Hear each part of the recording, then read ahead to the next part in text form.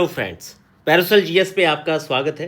मित्रों, एक छोटी सी वीडियो ये मैं बनाना चाह रहा था आप लोगों के लिए। बहुत सारे विद्यार्थियों के द्वारा ये पूछा जा रहा है कि सर क्या चीज़ पढ़ी जाए जब तक हमारा रिजल्ट हमारे सामने नहीं आता।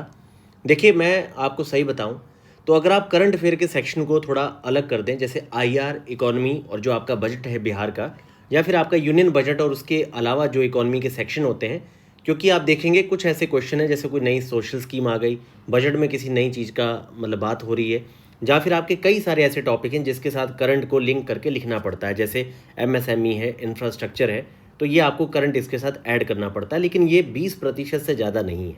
80% आपका ट्रेडिशनल कन्वेंशनल जो सेक्शन है वो आपका PYQ क्वेश्चन ही होता है। इसलिए मैं आपसे बार बार कहता हूँ कि ये PYQ क्वेश्चन, भाई PYQ क्वेश्चन आप किसी भी पब्लिकेशन से पढ़िए, किसी का भी क्वेश्चन बहुत परफेक्ट नहीं है, क्योंकि आपको सैंपल देने के लिए 2 से 4 क्वेश्चन में डेटा बहुत अच्छे से दे दिया जाता है। आप लोग भी जानते हैं कि जब आप इंटरनेट पे कभी भी MSME को सर्च करते हैं, ठीक है, जहाँ फिर आपको कभी भी इंफ्रास्ट्रक्चर के आपने मॉडल पे कुछ सर्च किया तो आपको बहुत सारी चीज़ें दिख जाती हैं, ठीक है, बहुत सारे आपको मॉडल दिख जाएंगे, उसके इन्वेस्टमेंट मॉडल दिखेंगे। पर कई ऐसे टॉपिक होते हैं जिस पे आपको थोड़ा रिसर्च करना होता है, थोड़ा किताबों की सहायता से सारी चीज़ों को मर्ज करके अपने लिए एक सही आइडल आंसर बनाना है। अब लोग आपको कंटेंट दे देंगे, लेकिन अगर आप आर्ट एंड कल्चर के जो आपके प्रश्न आते हैं, आपसे केव आर्किटेक्चर पूछा जाता है और आप उसमें 2 से 3 छोटे छोटे से डायग्राम नहीं बनाते, तो फिर आप मार्क्स कैसे पाएंगे? तो ये सब चीज़ें आपकी लगातार लिखने से आएंगी। इसलिए मैं हमेशा कहता हूँ कि मित्रों, सबसे पहला जो यहाँ पे पॉइंट है आप लोगों का, क्योंकि ये मुझे लगा कि आपको ये मुझे बताना चाहिए, क्योंकि आप अपना समय बहुत ज़्यादा बर्बाद कर रहे हैं।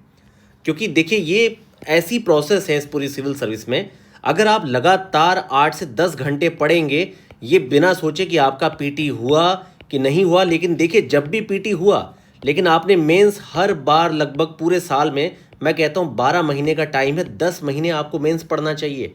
ये 2 महीने हैं जिसमें आपका पूरी तरह से 100% आपको पीटी पढ़ना चाहिए, और इससे और 2 महीने पहले आपको 50% मेंस, 50% पीटी, मतलब लगभग यहाँ से आपको पीटी से 4 महीने पहले अपना 50% टाइम उसे देना है, और लास्ट के जब आपकी पीटी की परीक्षा आ जाए तो आपको 2 महीने पूरी तरह से 100% अपना 8 से 10 घंटे का टाइम पीटी को देना है।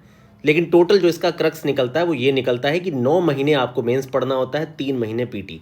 जो स्टूडेंट ये अपना 9 महीने मेंस पढ़ के पूरा तैयार कर लेते हैं, इसके नोट्स बना लेते हैं, और उस नोट्स पे जो आप अपने आंसर में करना चाहते हैं कि आपको कलाकारी करनी है, आपको भाई कोई डायग्राम बनाना है, ठीक है, अब आपको यहाँ पे गया में अगर बराबर की यहाँ गुफाएं दिखानी है तो इस तरह से आप गुफाएं दिखा रहे हैं, ठीक, आपको जो भी कलाकारी करनी है, ये सारा आपके दिमागी स्तर पे सोचने से नहीं होगा। जब आप कंटेंट को पढ़ेंगे, कंटेंट आपके पास एक जगह होगा, आप उसे अपने प्रश्नों में लिखने का बार बार प्रयास करेंगे, तभी जाके आपके जो उत्तर हैं उसमें ये सारी चीज़ें आ पाएंगी, और ये लिखने से होगा। और लिखने का देखिए क्या है, आप PYQ क्वेश्चन को एक बार नहीं कि आपने भाई लिख के रख लिया, आप एक PYQ क्वेश्चन को उठा के ही बार बार लिखिए। आप कभी भी देखेंगे, जैसे मान लीजिए आपने कोई एक क्वेश्चन है, जैसे मान लेते हैं यहाँ पे आपने पटना कलम जो चित्रकला है इसके बारे में आपने यहाँ क्वेश्चन पहले लिखा, इसी को आपने एक बार लिख के फिर आप 10 दिन बाद फिर इसे लिख के देखिए, आपके प्रश्न में बहुत ज़्यादा सुधार होगा।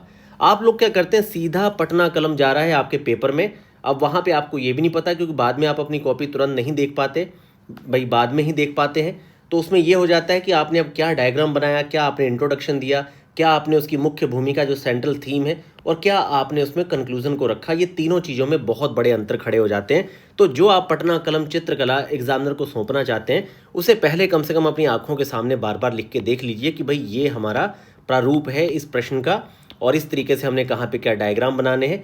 पूरा प्रारूप आपका पहले से अगर सेट है, चीज़ें आपको कंठस्थ हैं, आपने प्रैक्टिस की है, और आप जो अपने आंसर में सुधार लाना चाहते हैं वो आपने सुधार लाने के बाद अपनी आंखों के सामने सारी चीज़ों को देख लिया है, तो जान जाइए कि आप सिलेक्शन आपका होना बिल्कुल तय है। इसलिए मैं आपसे बार बार कह रहा हूँ कि आखिर ऐसा क्यों है कि भैया 1 साल, 2 साल, 3 साल, 4 साल, 5, 6, 7, 8, 9, 10 पीटी ही नहीं निकल रहा, ठीक है। और इसी में सेम आप देख लीजिए, इसी में आपका पता चला कि आपने 8 मेंस लिख दिए हैं, भाई इसमें इंटर कॉल ही नहीं आई है, ठीक है। तो आप इस चीज़ को देखिए आखिर ये है क्या, क्योंकि देखिए यहाँ पर पीटी आपका पूरा लगातार निकल रहा है, तो आपने मेंस पे कभी ये 9 महीने काम किया ही नहीं है बहुत टिक के। आंसर राइटिंग आप करते नहीं क्योंकि आपको लगता है कि जो चीज़ आप पढ़ लेंगे वो लिख भी लेंगे, हाँ फ्लो चार्ट भी बना लेंगे, डायग्राम भी बना लेंगे और भारत का ऐसे चिड़िया टाइप का मैप भी आप लोग बनाएंगे। तो देखिए ऐसे मार्क्स नहीं आने वाले। आपको हर जगह, चाहे आपको मैप भी बनाना हो और चाहे आपको मैप के अलावा डायग्राम बनाने हैं, फ्लो चार्ट देने हैं, डायग्राम देने हैं, सारी चीज़ें आपको बहुत पहले प्रैक्टिस करनी पड़ेगी। सबसे पहला प्राइम जो मुद्दा है वो है PYQ। ये आपके टोटल कंटेंट का 80% है, बाकी आपका जो 20% है वो आपका करंट कन्वेंशनल मुद्दे हो जाते हैं। तो ये 80% आपका फिक्स है, तो आपकी इस पर कमांड ही नहीं है, हमेशा ये आधा अधूरा है। इसके प्रश्नों में जहाँ पे आपके मार्क्स बहुत अच्छे आने चाहिए 22+, वहाँ पे आप 16 या 14 नंबर प्राप्त कर रहे हैं। आप पर क्वेश्चन जो 38 मार्क्स में से 8 क्वेश्चन 8 मार्क्स के माइनस में है, तो सिलेक्शन आप कैसे सोच लेते हैं?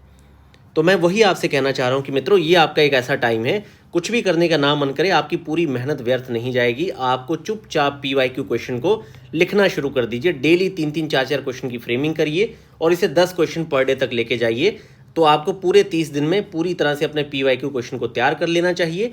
आपके सामने रिजल्ट्स भी आ जाएगा अच्छे से, और जिन लोगों का होगा पूरी तरह से फिर आप आंसर राइटिंग भी कीजिए और अपने कंटेंट को, करंट को, सारी चीज़ों को अपडेट करिए। तो ये टाइम है आपका प्रीवियस ईयर क्वेश्चन पढ़ने का।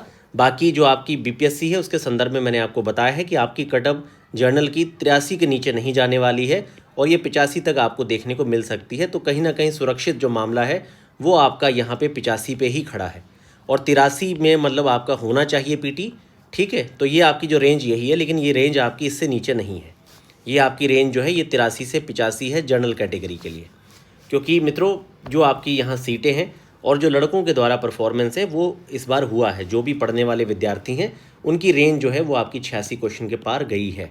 तो आपकी जो कटअप है वो लगभग आप देखिएगा आप लोग यही 83, 84, 85 यहीं पे ही आपकी कटअप कहीं रुकने वाली है। मतलब इसके 83 के नीचे नहीं है, आपकी कटअप इधर ही है, आपकी 83+ में ही आपका जो है वो कटअप है। बाकी आप लोग अपना भाई देखिए, जो टाइम है बिल्कुल पूरी तरह से बर्बाद मत करिए। इस समय आप बस प्रीवियस ईयर क्वेश्चंस को लिखते रहिए। इसके साथ ही साथ अगर आप लोग पढ़ना चाहें तो आप करंट का कोई एक सोर्स लेके अपना पढ़ सकते हैं। बाकी प्रीवियस ईयर क्वेश्चन ही अपने आप में काफ़ी ज़्यादा है, इसके आप अलग अलग सेक्शन को स्टार्ट कर लीजिए। GS1 में आप एक कन्वेंशनल टाइप का सेक्शन ले लीजिए, फिर आप GS2 का ऐसा ले लीजिए सेक्शन जो डिफरेंट हो। जैसे आपको इंटरनेशनल रिलेशन को प्रिपेयर करना है 1 साल का, तो आप IR के टॉपिक्स को पढ़ सकते हैं। इस तरीके से आप लोग प्रीवियस ईयर क्वेश्चन पे ही अपने आप को फोकस रखिए अगले 30 से 35 दिन तक, क्योंकि आपको BPSC में इस बार समय जो है काफ़ी अच्छा खासा मिला है, क्योंकि आपका जो मेंस है वो मार्च से पहले नहीं है। तो आपके पास 4.5 महीने का समय है, इसे यूटिलाइज़ कीजिए। आप लोग पढ़ना शुरू करिए और अपने हाथ से ज़्यादा नहीं तो कम से कम 6 से 7 पेज डेली लिखना शुरू करिए और इसे धीरे धीरे 25 पेजेस तक लेके जाइए। तो आप लिखना शुरू करिए एक एक क्वेश्चन डेली। ये लिखना आपका बहुत ज़्यादा ज़रूरी है मित्रों।